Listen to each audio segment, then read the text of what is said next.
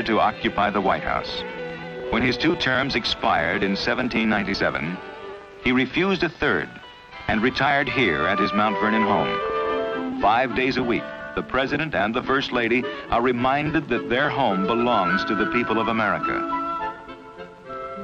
2 million tourists a year enter the East Gate on a tour that takes them through the most historic rooms of the White House. History, living history, as experienced by the visitor to the White House, is not the orderly procession of dates and events of textbooks.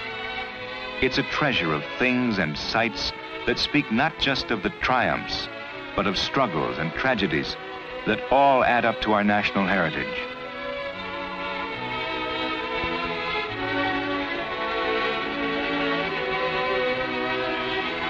Portraits of all the men who have experienced the terrible solitude and towering challenge of the presidency line the walls of the mansion, each a part of the American story. The East Room has been the scene of important state occasions and glamorous weddings. In the beginning, however, Abigail Adams used it as a laundry drying room.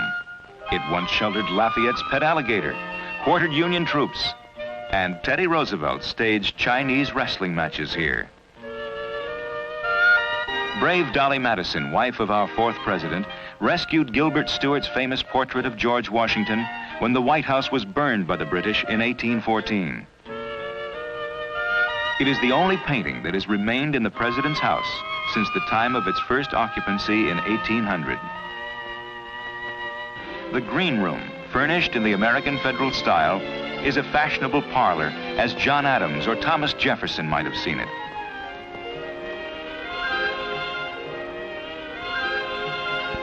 Benjamin Franklin, uncommon man and important shaper of our destiny.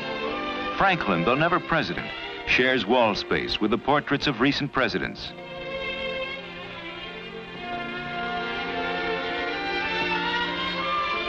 The Blue Room, with its striped satin oval walls, is used for formal receptions. Here, the president receives foreign diplomats and distinguished visitors. And looking down from the walls, the knowing eyes of our first 7 presidents. John Adams, first president to occupy the White House. The writer of the Declaration of Independence, Thomas Jefferson. He dedicated his life to the cause of human freedom.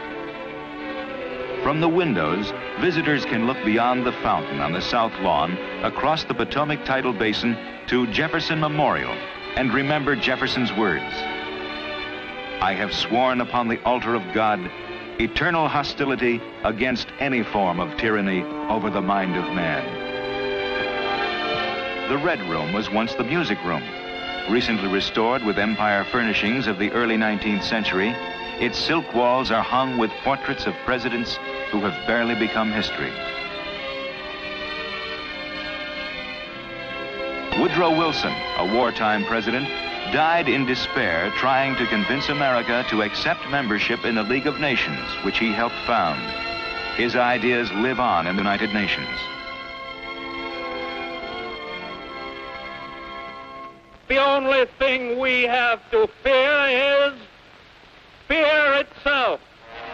Like Wilson, Franklin Delano Roosevelt guided the nation through an age of anxiety, an economic depression, and the dark, desperate period of the Second World War.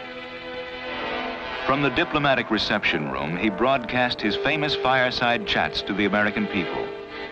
Franklin Roosevelt's death in 1945 ended an unprecedented 4 terms in the White House. With the world engaged in post-war reconstruction, President Harry S. Truman initiated the restoration of the old and dangerously weakened White House.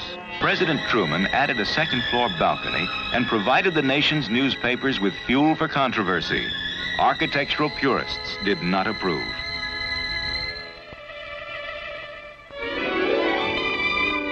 The newly decorated state dining room retains the flavor of history with superb bronze centerpiece and ornaments purchased in 1820 by President James Monroe. Over 100 guests can easily be served here.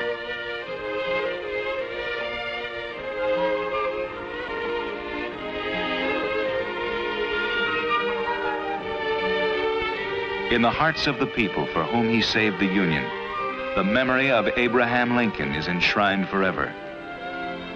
With malice toward none and charity for all.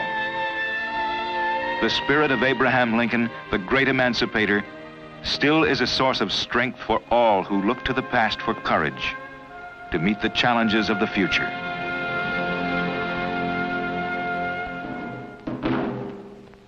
Eight presidents have died in office, 4 by assassination.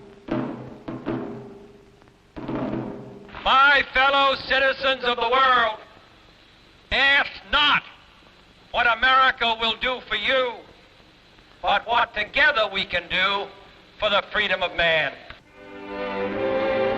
Each visitor to the White House comes face to face with the threads of the whole fabric of American history.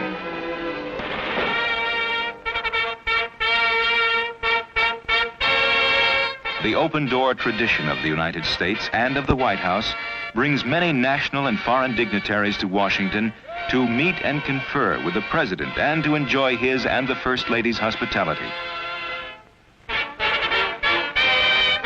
Great decisions that affect the future of the nation and of the world are discussed and decided in the White House.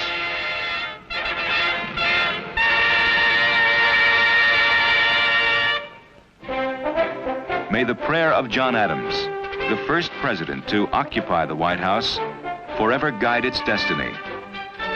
I pray heaven to bestow the best of blessings on this house and all that shall hereafter inhabit it. May none but honest and wise men rule under this roof.